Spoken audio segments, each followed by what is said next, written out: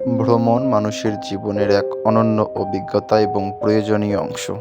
এটি শুধুমাত্র বিনোদনের জন্য নয়, বরং আমাদের মানসিক শান্তি, জ্ঞান অর্জন এবং সম্পর্ক উন্নত করার একটি বিশেষ মাধ্যম।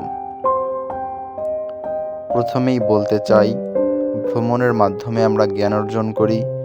এটি আমাদের নতুন নতুন সংস্কৃতি, ইতিহাস, ঐতিহ্য এবং মানুষের জীবনধারার সঙ্গে পরিচয় করিয়ে দেয়।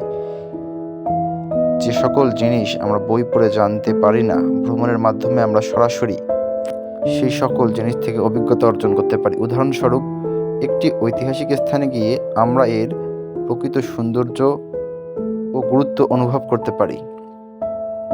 দ্বিতীয়ত, ভ্রমণ আমাদের মানসিক প্রশান্তি এনে দেয়। ব্যস্ত জীবনের একঘেয়েমি থেকে মুক্তি পাওয়ার জন্য ভ্রমণ একটি কার্যকর উপায়, যেটি একমাত্র ভ্রমণের মাধ্যমেই সম্ভব। এটি মানসিক স্বাস্থ্যের জন্য অত্যন্ত উপকারী। তৃতীয়ত, ভ্রমণ সম্পর্কের উন্নতিতে গুরুত্বপূর্ণ ভূমিকা রাখে। পরিবার বা বন্ধুদের সঙ্গে ভ্রমণ করলে সম্পর্ক আরও দৃঢ় হবে। একসঙ্গে সময় কাটানো, নতুন অভিজ্ঞতা ভাগ করে নেওয়া এবং সে সকল মুহূর্ত মনে রাখার মতো স্মৃতি তৈরি করে। চতুর্থত, ভ্রমণ আমাদের সৃজনশীলতা বাড়ায়। নতুন পরিবেশে নতুন মানুষ এবং নতুন অভিজ্ঞতা আমাদের দৃষ্টিভঙ্গিকে প্রসারিত করে।